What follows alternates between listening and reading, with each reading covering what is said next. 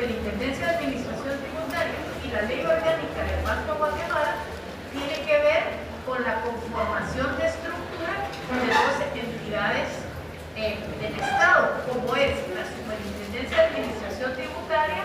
Luego tenemos la estructura del Banco de Guatemala, que es lo que puede hacer el Banco de Guatemala, y tenemos la parte que tiene que ver con la Junta Monetaria. O sea, son leyes que ustedes rapidito pueden leer y pueden comprender, pero aquí ya tomamos tomamos otro aspecto que es completamente diferente, y el otro aspecto que es completamente diferente es que aquí nos ponemos ya al análisis de lo contenido en el presupuesto del Estado como un instrumento de orden para los ingresos y egresos del Estado. Entonces aquí ya como que cambiamos chip, ya no es la estructura la que vamos a ver, sino vamos a ver todos esos aspectos contenidos en el presupuesto, si pueden ser posibles o no pueden ser posibles. Digamos, ¿por qué esto es importante? Porque ustedes no saben si van a ser asesores de una entidad de gobierno en donde lógicamente el presupuesto es importantísimo para su funcionamiento. Entonces sí les pido por favor que los que no han leído las leyes lo hagamos, y para que conozcan este tipo de cuestiones. Si no tienen ninguna duda, ninguna pregunta, ningún comentario, entonces comenzamos hoy. ¿Sí? ¿Qué mandan? No le escucho. ¿No? Ya buenas tardes, una consulta con lo que es la ley orgánica del Banco de Guatemala. Decía ahí que la Junta Directiva Monetaria la componía el ministro de Agricultura. O sea, ¿por qué lo incluyen a él ahí? Recuérdese usted que el Ministerio de Agricultura se supone que es el que va a ver con el desarrollo del país, porque la producción es uno de los aspectos fundamentales para que el Estado pueda tener los recursos necesarios. Por eso es que está incluido ahí. ¿Por qué? Porque él mira dos cuestiones, mira la agricultura y mira la ganadería, porque el ministerio se llama Ministerio de Agricultura y Ganadería, y ese es el desarrollo del país. Todas las políticas que se dictan en estos rubros lo que hacen es efectivamente que el Estado desarrolle esa actividad. Por eso es que se está incluido ahí. Gracias. ¿Alguien me levantaba la mano por ahí? ¿Tenía otra duda? ¿Sí? Disculpe, licenciada, ¿qué otras leyes fueron las que dijo? Ahorita necesito que lean la ley monetaria y la ley de libre negociación de divisas. Gracias. Primero lean la ley monetaria y después lean la libre negociación de divisas. Les explico por qué es que tienen relación. Ustedes van a encontrar en el texto de la ley monetaria, van a encontrar en el texto de la ley monetaria que la moneda de Guatemala es el quetzal, pero en la libre negociación de divisas lo que van a encontrar es que no solamente se puede pagar en quetzales, sino que permite que las contrataciones se hagan en base a otra moneda. Por eso es que es bien importante.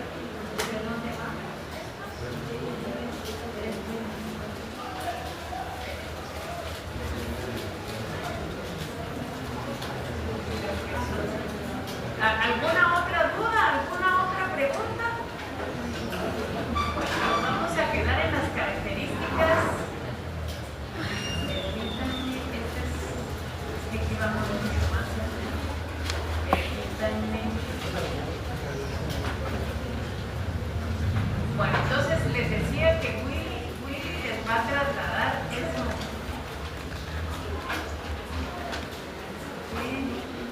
Clasificación de los tributos, donde vamos a ver, creo que el poder tributario ya lo vimos en libros.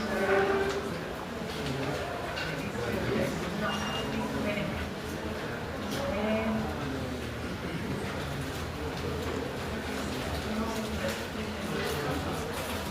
Está más adelantado, el tiempo está más chiquito. No tiene el mismo formato. Permítanme un momento.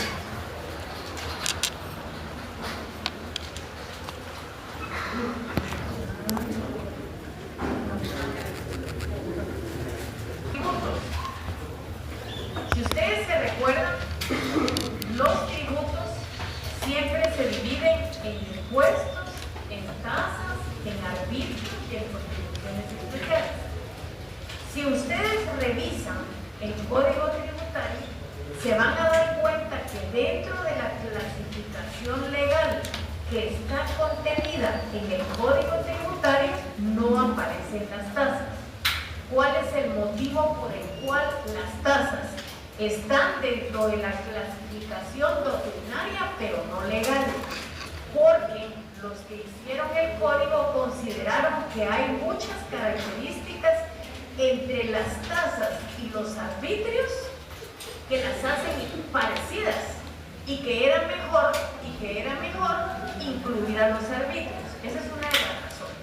La otra razón es, como ustedes saben, en Guatemala nunca se concluyen las cosas porque tenemos diferencias políticas tremendas que tienen que ver con el desarrollo del país.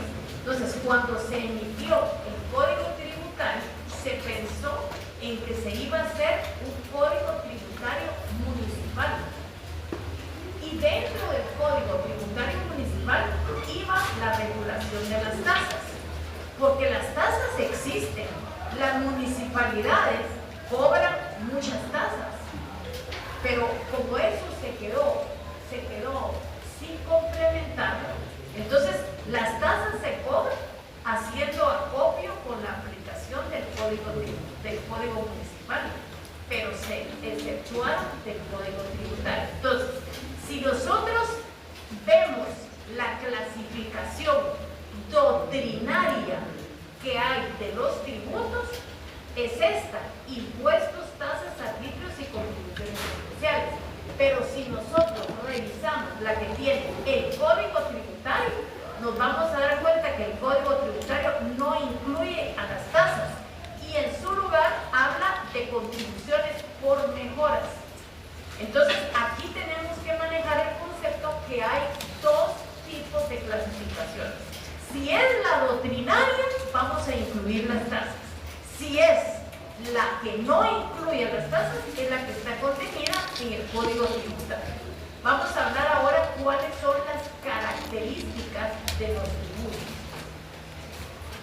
En primer lugar, está la prestación en dinero. Esta es una característica muy usual en nuestro medio, que las prestaciones sean en dinero. Y aquí nosotros podemos poner entre paréntesis: no hay ninguna otra forma más que pagar los impuestos en dinero. Si ustedes lo pagan con tarjeta de crédito, el banco le va a pagar a la SAT en dinero. Si ustedes utilizan un cheque de caja, cuando se cambie el cheque, se va a pagar en dinero el impuesto. O sea, no tenemos ni especie ni por ningún otro trabajo más que la prestación en dinero. Y aquí nosotros confirmamos una vez más que el Estado lo que necesita son recursos para tener los dineros necesarios para poder satisfacer las necesidades de la población. Por eso es que cuando la superintendencia tiene que iniciar un procedimiento económico, el contencioso administrativo, saben que esa no es la forma más fácil de cobrar impuestos.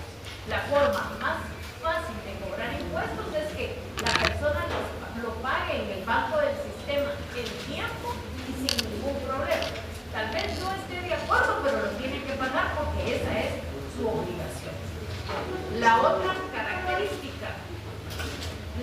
característica se llama exigibilidad en el ejercicio del poder imperio. Aquí nosotros lo primero que tenemos que tener para poder examinar es el elemento sustancial del tributo. Y ese elemento sustancial del tributo es la coacción. ¿Qué es la coacción? Es la facultad de compeler o de obligar a persona determinada a pagar la prestación requerida. Nosotros no pagamos el impuesto porque nosotros queramos, sino que porque en el ejercicio del poder imperio el Estado nos obliga al pago de los impuestos. Díganme ustedes, ¿acaso si ahora que ya comenzó a caminar el año, ustedes han recibido alguna notificación de la SAT donde les dice que tienen que pagar el impuesto de circulación de vehículos? Y va a llegar el mes de julio y ustedes nunca van a recibir esa nota donde les diga que tienen que pagar. Pero ustedes saben que el impuesto se paga hasta el último día del mes de julio y que ustedes tienen que cumplir con esa obligación.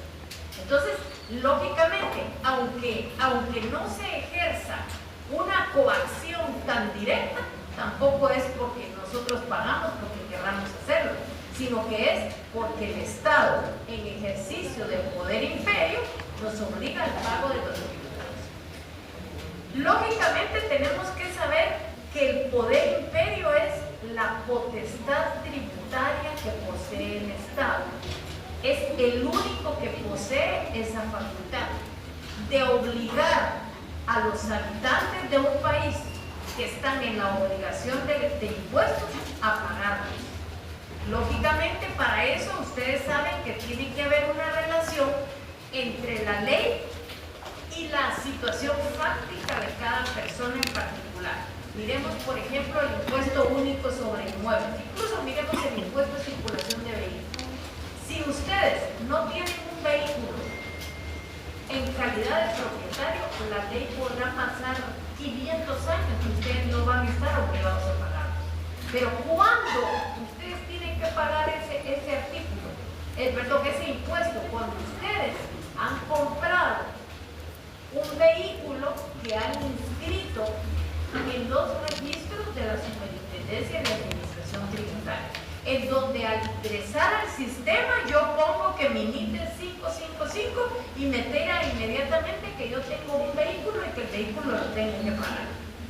Entonces, esa es la reacción de coacción, o sea, que la otra característica que se llama exigibilidad en el ejercicio del poder imperio, aquí se considera fundamental el elemento sustancial del tributo.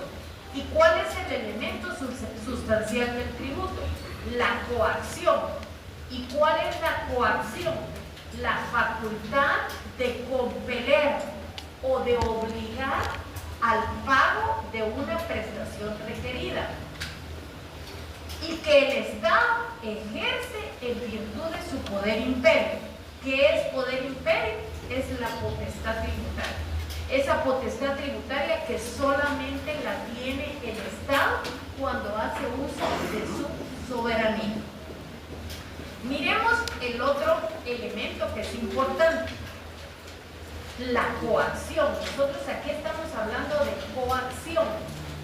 La coacción se manifiesta especialmente en la prescindencia de la voluntad del obligado en cuanto a la creación del tributo que le será exigible. La bilateralidad de los negocios jurídicos es sustituida por la unilateralidad en cuanto a la génesis de la obligación. En nuestro medio, la forma de obtener los tributos es en dinero y ahí se acabó. No tenemos el pago en trabajo, no tenemos el pago en especie, no tenemos el trabajo en nada. En nada tenemos el pago de los impuestos, sino que simplemente los tenemos en dinero. A ver qué pasó. Sí. Si no te interesa en recibir la clase que se sabe. Pero, ¿por qué no nos explica usted la bilateralidad de los negocios jurídicos y la unilateralidad? Explíquenos. ¿Qué dijo? ¿Qué dijo, perdón?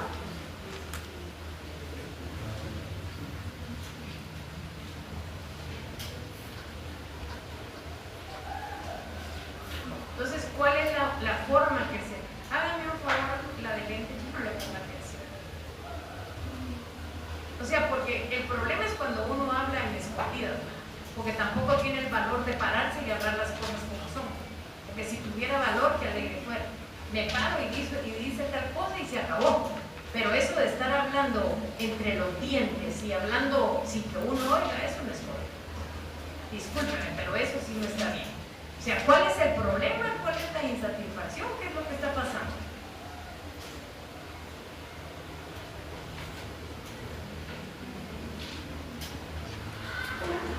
Entonces, cuando se aplica este elemento,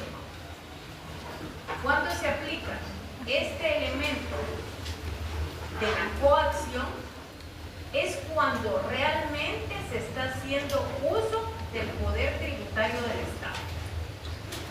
Pues cuando se crean normas jurídicas tributarias. Y para eso nosotros tenemos que tomar en cuenta que esta característica está contenida o está preceptuada en el artículo 239 de la Constitución. En ese artículo 239 de la Constitución, que se llama principio de legalidad o principio en otros países como reserva de ley, es donde se faculta al Congreso de la República para decretar impuestos, arbitrios y contribuciones especiales. Y nosotros lo conceptuamos como principio de legalidad, que en otros países es conocido con el nombre de reserva de ley. Si hay alguien que no ha leído todavía ese artículo 239 de la Constitución, yo le pediría por favor que es tiempo que la lea. Háganme favor, léalo para que los que no tienen todavía ese artículo lo lean. Ayúdenme, el 239 de la Constitución, sí. Artículo 239, principio de legalidad.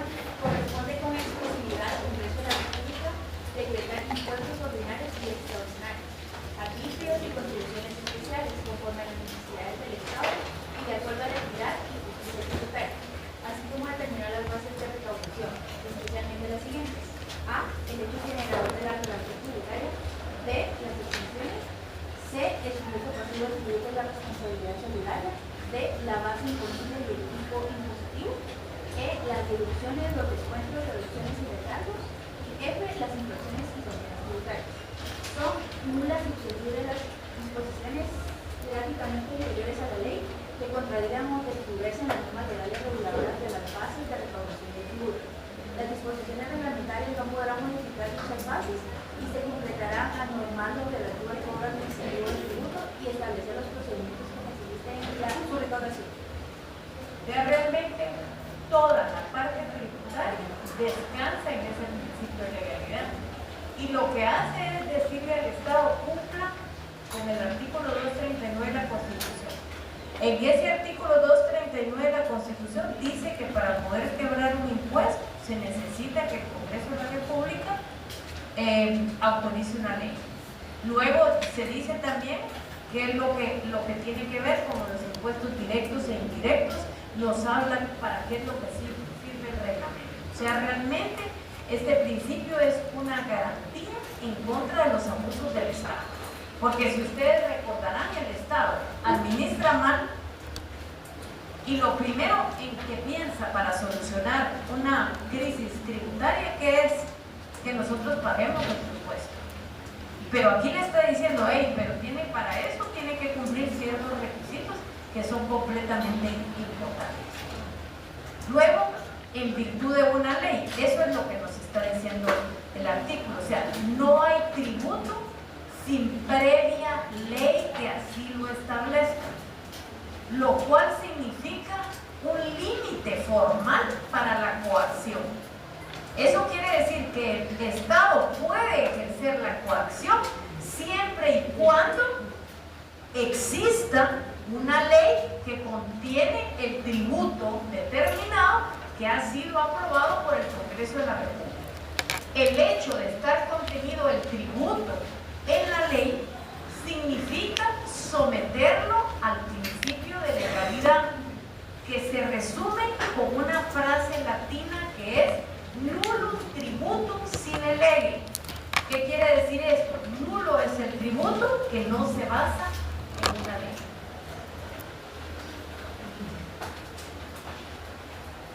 Luego, ¿para qué es que se cobran los tributos? Porque aquí estamos viendo las características de los tributos.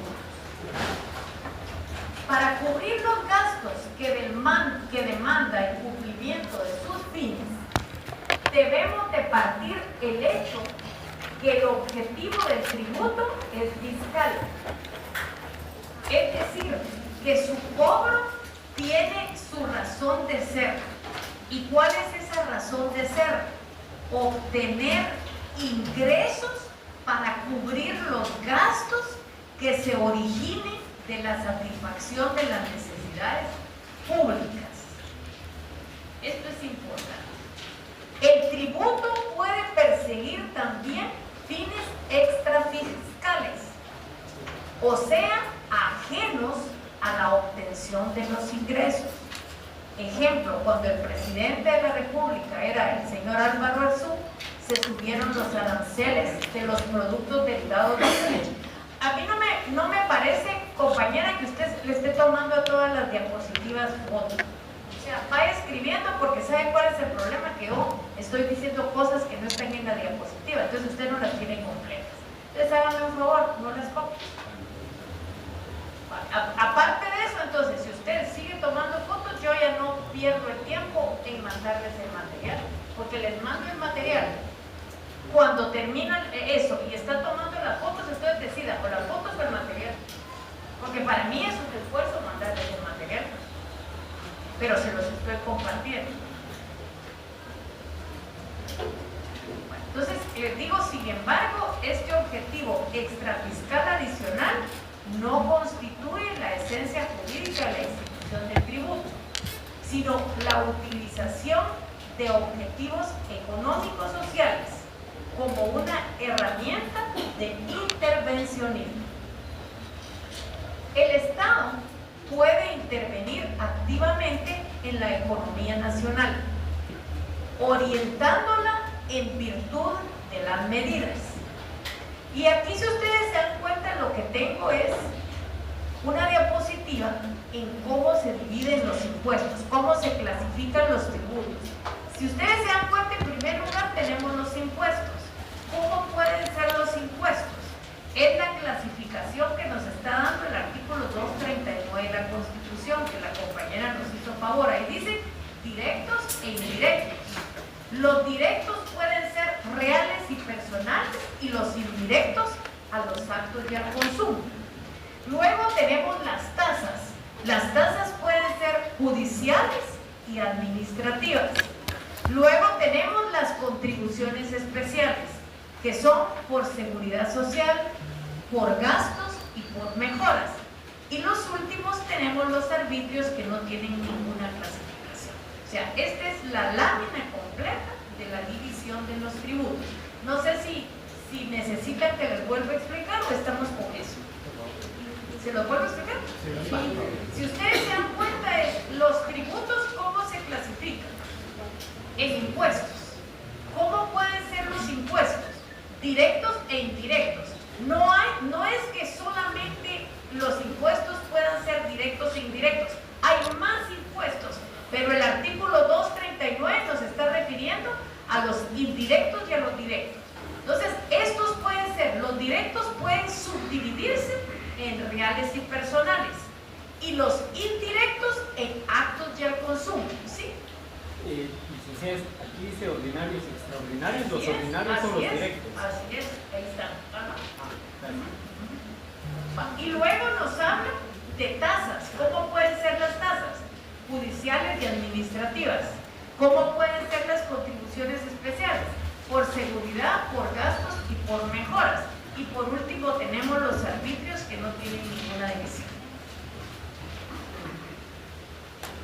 Ahora vamos a hablar de los impuestos. En la antigüedad, o sea, los impuestos a lo largo del tiempo han pasado como en un proceso. ¿Qué fueron al principio los impuestos? En la antigüedad fue una prestación graciosa, hecha por los súbditos al señor feudal, que se transforma en servicio o súplica de los reyes al pueblo, con una finalidad importante. ¿Cuál era esa finalidad importante? Cubrir los gastos de los servicios públicos. Aquí miramos nosotros cómo en la antigüedad. Posteriormente fue una colaboración del ciudadano. Y en la actualidad, hoy por hoy, ¿qué son los impuestos? Se ha convertido en una obligación que se reafirma con todas las modalidades de una prestación obligatoria. Y aquí ustedes háganse la primera pregunta. Y la primera pregunta sería, ¿ustedes pagan impuestos porque quieren o porque ejercen sobre ustedes una coacción que hace que sea una prestación obligatoria? O sea, la respuesta es, yo pago los impuestos porque la Superintendencia de Administración Tributaria me los está cobrando. Y muchas veces nosotros vemos que los impuestos no cumplen con su objetivo fundamental. ¿Y cuál es el objetivo fundamental? Que es poderle dar a todos los habitantes unas buenas necesidades y buen trabajo de parte del gobierno. O sea, nosotros no vemos nada.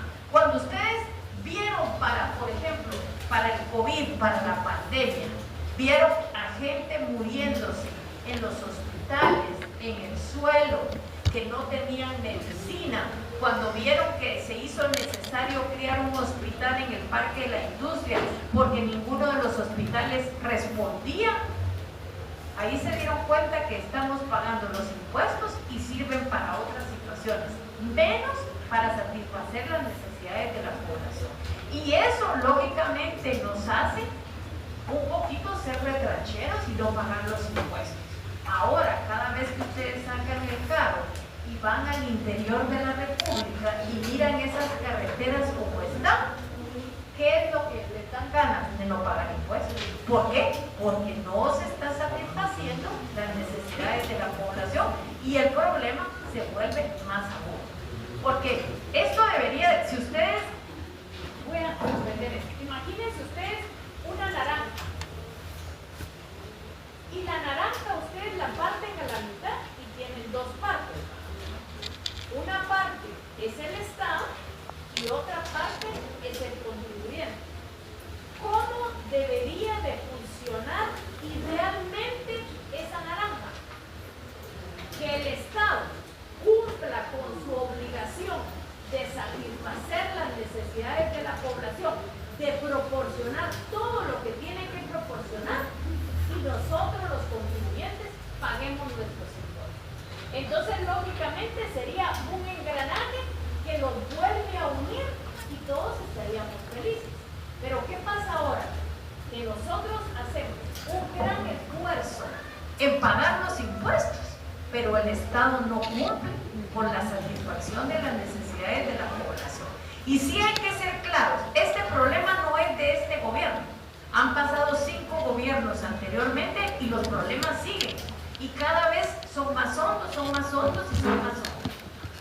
Pero eso debería de funcionar como una mecánica importante, como pasa, por ejemplo, en Suecia, que tienen la mayor carga tributaria, sí, pero el Estado les da todo. Entonces ya de lo que ganan les queda un 25% y ahí ya pueden ellos utilizar para el ahorro. Pero nosotros, malos hospitales, malas carreteras, mala educación, malo todo. O sea, eso no funciona como debería de funcionar con esa mecánica importante. Entonces, claro, yo pago impuestos, pero el Estado cumple con su obligación. ¿Y cuál es su obligación? Satisfacer las necesidades de la población. ¿Por qué? Porque el pago de impuestos, el pago de tributos, es una carga. Imagínense, por ejemplo, el impuesto sobre la renta. Para quien tiene un salario mayor de 25,000 quetzales, un salario que gana se va en pagar impuestos sobre la renta. Y los servicios y las necesidades no llegan como tienen que llegar. Entonces, ese es el gran problema, que eso debería funcionar como una pelota completa y todos estuviéramos felices.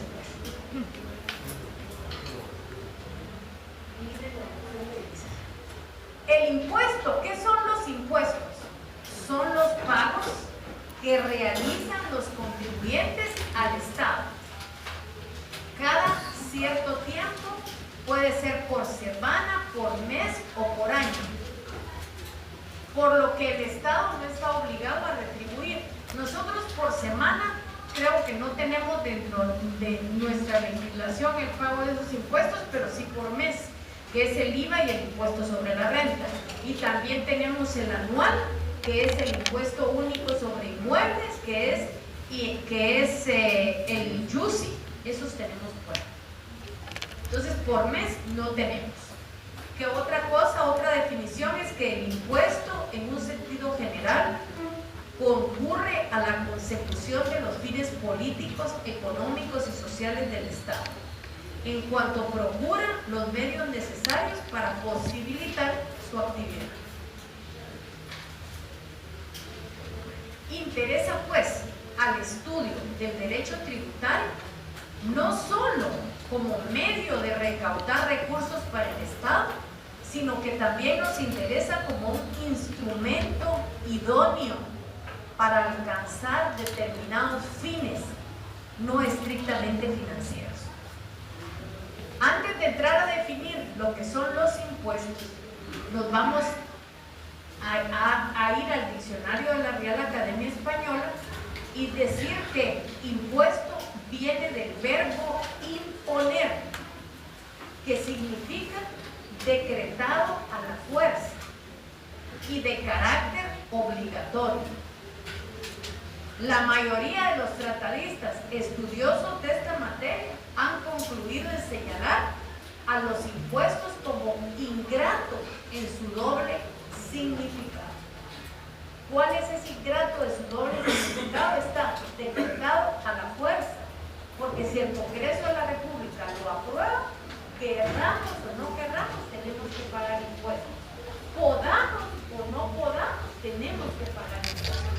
Y luego que se hace de carácter obligatorio, lo que significa un verdadero sacrificio para el contribuyente. También tenemos que decir que son pagos, los impuestos son pagos que realizan los contribuyentes al Estado cada cierto tiempo, por semana, por mes o por año, o por los que el Estado no está obligado a retribuir nada. Me interesa, digamos, por ejemplo, que aclaremos eso. Ustedes pagan su impuesto y no reciben nada. Van al hospital y no hay medicinas. Van a la universidad y no tienen dónde sentarse. Van a la escuela y tienen para poder inscribir a los niños aquellas grandes colas de la madrugada. Y al final ahora ya no se hacen colas, pero tampoco hay cupo. Y entonces se vuelve un problema tremendo. ¿Por qué? Porque en lugar de hacer colas se hace por computadora. Y tampoco hay cupo para los niños. Eso que miran ustedes, ahí hay una insatisfacción con las necesidades de la población. O sea, nosotros hacemos un esfuerzo, pero el Estado bien cómodo no hace el esfuerzo para resolver. Entonces aquí es importante determinar que el impuesto es una carga, valga la redundancia, impuesta por una autoridad. Y la autoridad es el Congreso de la República. O bien un gravamen exigido por el Estado para satisfacer las necesidades de la población. Y agregan que es una carga que se impone tanto a las personas individuales como a las personas jurídicas. El impuesto ha sido definido por muchísimos doctrinarios. Quien toca el tema tributario nos da una definición bien clara de lo que es impuesto. Y la primera definición clara tenemos de Giuliani Fonrush. ¿Qué dice Giuliani Fonrush? Él dice que es la prestación en dinero, y aquí o en especie, dice. Nosotros sabemos que en especie no lo pagamos, en Guatemala lo pagamos en dinero. En otros países puede ser en especie, pero en Guatemala solo lo pagamos en dinero. O en especie exigida por el Estado en virtud del poder imperio a quienes se hallen en las situaciones consideradas por la ley como hechos imponibles. Por eso es que yo les digo la realidad fáctica de una persona tiene que estar bien relacionada con el contenido de la ley. Miremos, por ejemplo, ustedes nunca han comprado un vehículo, nunca han hecho un trámite en la Superintendencia de Administración Tributaria. Entonces, a ustedes se les puede pasar el tiempo y nunca les van a poder exigir el pago de ese impuesto porque pasa lo que está aquí. Porque aquí dice, quienes se hallen en situaciones consideradas por la ley. Y la ley dice que los propietarios de los vehículos son los que tienen que pagar el impuesto, pero ustedes no tienen nada. Entonces, si ustedes no tienen ningún vehículo inscrito, ¿qué impuesto van a pagar? Lo mismo sucede con el impuesto único sobre inmuebles. El impuesto único sobre inmuebles nos da dos situaciones y nos dice el propietario y el poseedor. Pero ustedes ni son propietarios ni son poseedores. No tienen ningún inmueble. ¿Qué van a pagar entonces? ¿Cuándo lo van a pagar? Cuando el contenido de la ley se relacione con su situación fáctica. ¿Y cuál va a ser su situación fáctica? Que en ese momento ustedes ya tienen un inmueble y lo inscribieron adecuadamente en la municipalidad respectiva. Otra definición. La otra definición es para Mauricio Duverger. ¿Qué dice Mauricio Duverger? Es una obligación pecuniaria obtenida de los particulares autoritariamente. Luego vamos a tomar aquí que para Seligman, citado por Jaramillo, él nos da una definición y dice que es el tributo obligatorio exigido por el Estado a los individuos para obtener las necesidades de un servicio público. Entonces yo creo que ya todas las definiciones ustedes ya logran saber que es un impuesto. Ahora, de todas estas definiciones que nosotros hemos visto, podemos extraer elementos para poder definir más claramente lo que son los impuestos. ¿Cuáles son esos elementos? En primer lugar, que el impuesto son prestaciones que generalmente se dan en dinero, exigidas por el Estado mediante su poder coercitivo. En segundo lugar, son prestaciones que se exigen a los contribuyentes, gravando sus economías privadas o los hechos imponibles sobre los que recaen los impuestos. En tercer lugar, el pago del impuesto no representa ninguna ventaja particular para el contribuyente. Es decir, no se espera ninguna contraprestación por el Estado. Como les digo, o sea, porque Juan Pérez pagó su impuesto sobre la renta el día de hoy, mañana va a ir al hospital y va a entrar en directo, ¿no, señor? Aunque usted haya pagado y se siente con otro que no ha pagado el impuesto, como aquí no hay ninguna prestación porque no me dan nada a cambio en el pago del impuesto, esto es lo que tenemos que tener, no hay como contrapartida. O sea, ¿qué es la contrapartida? Es que yo pago el impuesto y en el momento me dan algo, no nada más que el ticket que pagué. O sea, no me dan ningún privilegio si hoy pago impuestos sobre la renta, pensar que mañana en el hospital voy a pasar número 1. No tiene nada que ver. ¿Por qué? Porque los impuestos no hay contraprestación. O sea, yo pago el impuesto, pero no me dan nada inmediato. Esta es la contraprestación. Luego tenemos que saber que los impuestos sirven. ¿Para qué sirven los impuestos? Para financiar los gastos que realiza el Estado. Con un fin fundamental, con una finalidad fundamental. ¿Cuál es esa? Satisfacer las necesidades de la población. Ahora miremos cuáles son las características de los impuestos. Y en primer lugar es que deben de establecerse a través de una ley. No porque lo diga cualquier persona, no porque lo diga cualquiera, sino porque el artículo 239 de la Constitución Política de la República de Guatemala contiene un principio que se llama principio de legalidad. ¿Y qué dice ese principio? Que indica que corresponde con exclusividad exclusividad al Congreso de la República decretar impuestos. Lo anterior significa que solo el Congreso de la República puede decretar impuestos. Y es más, ese artículo nos dice que el sistema tributario debe de ser justo y equitativo. El pago del impuesto debe de ser obligatorio. Y esta obligación surge de una necesidad importante. ¿Cuál es esa necesidad importante?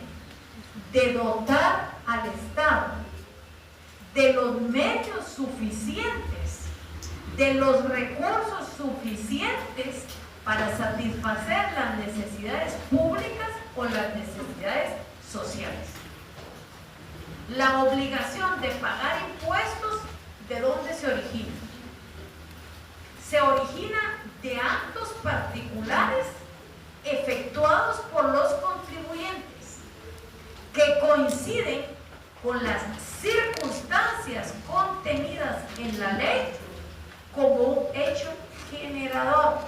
El hecho generador es el hecho que obliga al pago del impuesto. Por ejemplo, ¿qué genera el impuesto del IUCI?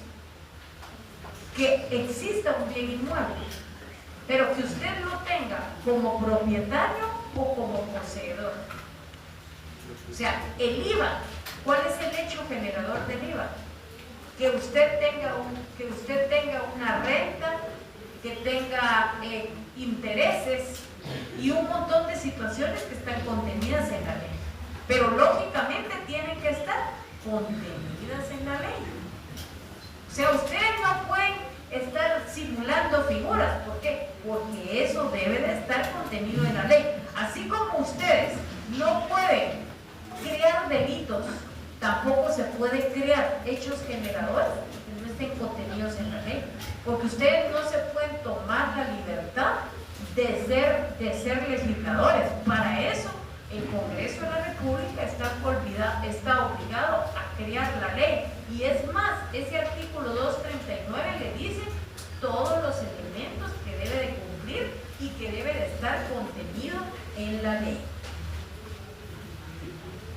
Tal como lo señala Joaquín B. Ortega, el individuo razonable, dice él, tendrá que elegir entre el sacrificio contributivo con los beneficios personales y sociales implícitos. Aquí también nosotros tenemos que hacer referencia a nuestra Constitución de la República en el artículo 135, literal D, que señala como deber de todos los guatemaltecos contribuir al gasto público. Y yo les pregunto, ¿y cómo es que nosotros contribuimos al gasto público? Pagando impuestos.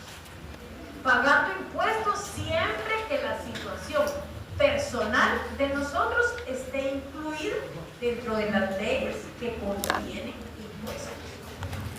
Ahora miremos la otra característica, es que los impuestos deben de ser proporcionales y equitativos. ¿Qué es o qué significa que el impuesto sea proporcional? Aquí significa que comprenda a todos por igual, o sea, de la misma manera, a todos los individuos que se encuentren colocados en una misma situación y circunstancia. Por eso, si ustedes se dan cuenta, hay muchas leyes que tienen excepciones. Por ejemplo, el Estado no paga el IVA, las universidades privadas y la nacional no pagan el IVA. Entonces hay muchos autores que dicen que eso no es ser proporcional, sino que todos en la misma circunstancia debemos de pagar impuestos. Por eso es que ya se está pensando en que las excepciones no deben de exigir los impuestos. ¿Por qué? Porque va en contra de esta característica de la proporcionalidad, que nos obliga a que todos que estemos en la misma situación tenemos que pagar impuestos. Luego tenemos la proporcionalidad. ¿Qué es ser proporcional también? Dice, radica medularmente en que los sujetos pasivos deben de contribuir a los gastos públicos. Y aquí pensemos que en la relación jurídica tributaria hay dos sujetos. ¿Quiénes son esos sujetos? El activo es el Estado y el pasivo es el contribuyente. O sea que aquí nos estamos refiriendo a los sujetos pasivos, que son los contribuyentes, que deben de contribuir a los gastos públicos en función de su respectiva capacidad económica, debiendo aportar una parte justa y adecuada de sus ingresos, utilidades y rendimientos. El cumplimiento de esta característica se realiza a través de tarifas progresivas, pues mediante ellas se consigue que cobran un impuesto en monto superior a los contribuyentes de los más elevados recursos. Si ustedes revisan la ley del IVA, se van a dar cuenta que comienza esa tabla diciendo que el inmueble que vale de 1 centavo a 2.000 quetzales está exento. De 2001 a 15.000 tiene el 6%, y así va diciendo. Y luego dice que los que estén superiores a 500.000 pagan el 9 por día. Eso es ir en una tarifa progresiva. El IVA no tiene una tarifa progresiva. ¿Por qué? Porque no castiga a los que más recursos tienen. Ubíquense ustedes en el IVA y pónganse en una fila en el supermercado. Y resulta que allá está el dueño de una empresa muy grande y aquí estoy yo. Pero los dos tenemos que llevar 2 litros de leche, porque nos acaban de avisar que en la casa no hay leche. Y a los dos se nos ocurrió que vamos a comprar leche 2 pinos. Los dos, aunque este gerente tenga para comprar 20 cajas, va a pagar el mismo impuesto que está pagando el de allá, que puede ser hasta desempleado. O sea, eso no se examina en los impuestos indirectos, pero en los impuestos directos sí, no es el mismo impuesto que se paga de impuestos sobre la renta el que tiene un ingreso de 1.000 quetzales al que tiene un ingreso de 50.000 quetzales al mes. Entonces, lógicamente, ¿esto qué quiere decir? Que la proporcionalidad se encuentra vinculada a la capacidad económica de los contribuyentes, que debe de ser grabada diferencialmente conforme a tarifas progresivas, para que en cada caso el impacto sea distinto, no solo en cantidad, sino en lo relacionado al mayor o menor sacrificio, que se refleja cualitativamente en la disminución patrimonial que proceda y debe encontrarse en proporción a los ingresos obtenidos. Vamos a ver la siguiente lámina. Dice que sea equitativo. ¿Qué significa eso, que sea equitativo? Que el impacto del impuesto sea el mismo para todos los comprendidos en una misma situación. La equidad está en la igualdad ante la misma ley tributaria de todos los sujetos pasivos de un mismo tributo, los que en tales condiciones deben de recibir un tratamiento idéntico. ¿Qué significa esto de equitativo? En consecuencia, que los contribuyentes de un mismo impuesto deben de guardar una situación de igualdad frente a la norma jurídica que la establece y la regula. Luego, la otra característica es que se establece a favor de una administración activa. ¿Qué quiere decir eso? Eso quiere decir que todo dinero que se pague proveniente de los impuestos debe destinarse a cubrir el presupuesto del Estado. Porque esa es la finalidad importante. Por eso cuando nosotros oímos decir, pero la superintendencia Superintendencia de Administración Tributaria, pero ¿por qué nos obliga a pagar los impuestos? Solo nos anda fregando, siempre es que para eso fueron criados. O sea, la SAT no tiene otra finalidad.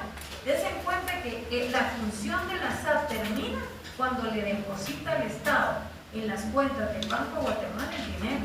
Ahí termina su función. La SAT no tiene responsabilidad en el buen o mal manejo de los recursos. No llega hasta ahí su función. Sino que la función la tiene bien definida en la ley. Y la situación bien definida en la ley es que es el cobro de los impuestos y todas las acciones que implican el cobro de los impuestos. Ahora, ¿qué objetivo persiguen los impuestos?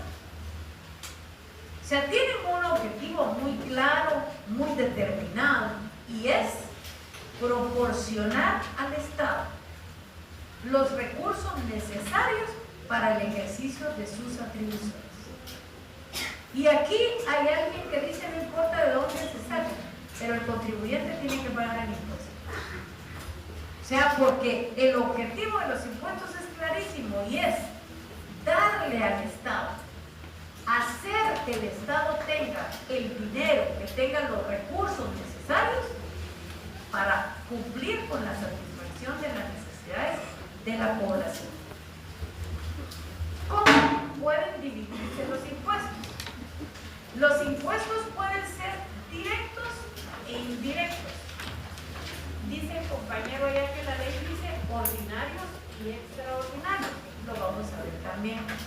¿Cuándo es directo? Directos son los que inciden por cualquier manifestación inmediata de riqueza. Quien tiene un inmueble es una manifestación de riqueza. Quien tiene un vehículo es una manifestación de riqueza. ¿Por qué? Porque juntó su dinero para comprar un vehículo y para comprar un inmueble. Esos son impuestos directos.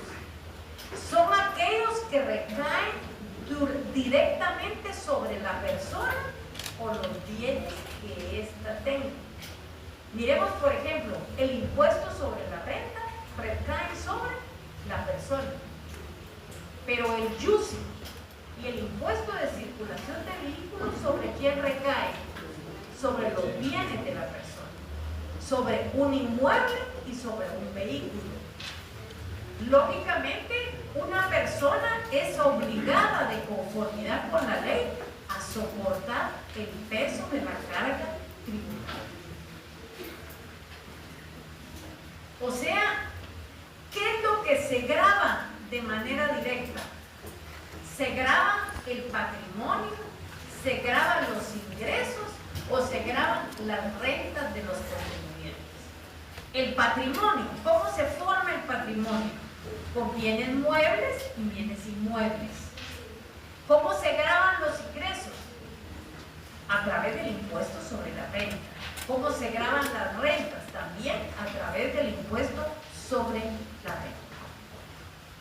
En esta clase de impuestos directos, por su naturaleza, el Estado puede, yo diría, debe llevar un registro nominativo de las personas que pagan impuestos, que son los contribuyentes de jure. ¿Quiénes son estos? Los que soportan la carga fiscal. Miren ustedes ese sistema que tiene la superintendencia. Pónganle un NIP, y en el NIP le salen hasta si tiene piojos o zancudos. O sea, en ese NIP le va a poner si tiene vehículos, si tiene carros, si ha pagado los impuestos, si tiene contador. O sea, se pueden identificar fácilmente. O sea, ¿con qué se identifica usted en la Superintendencia de Administración Tributaria? Con su NIP. Miren, cuando uno llena esa hoja del impuesto de circulación de vehículos, ¿qué es lo primero que le pregunta a uno?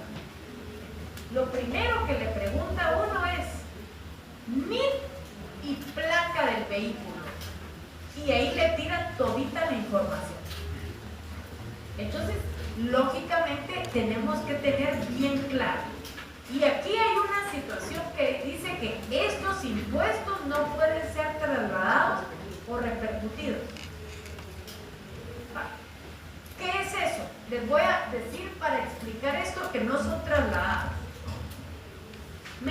de ustedes han oído hablar del IVA. Y ustedes saben que el IVA sí puede ser trasladado. Porque el IVA no es un impuesto directo. El IVA es un impuesto indirecto. Porque para pagar el IVA, claro, ustedes se identifican con su NIF cuando tienen factura, pero el Estado no puede calcular quiénes van a pagar impuestos sobre la renta. Bueno, imagínense cuántos son trasladados y repercutidos.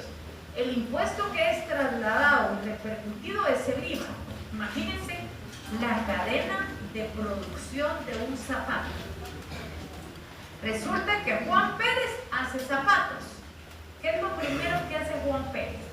Ir a una peletería. ¿Y en la peletería qué hace? Compra suelas, compra pegamento, compra cuero sintético, compra Elías y hace un zapato. Pero él solo lo produce. Y resulta que viene otra persona y le dice: yo le compro su producción de zapatos. Ahí el IVA ya se está trasladando. Y resulta que esos zapatos los lleva a una zapatería que se llama Payless, que está en un centro comercial. Ahí ya se trasladó el IVA de una vez. Pero resulta que a Payless van ustedes y ustedes van a comprar un par de zapatos. Y ahí ustedes compran el par de zapatos y piden una factura. Miren cómo el IVA fue trasladado hasta su consumidor final.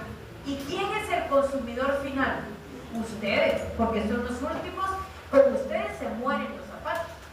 Porque cuando se deshagan, lo único que van a hacer es sacarlos a la basura. O sea, ya no hay a dónde más llevarlos. Esa operación es trasladar o repercutir el impuesto. Pero eso solo puede darse en los impuestos indirectos, no directos. ¿Cuáles son impuestos directos? ¿Qué es lo que estamos viendo?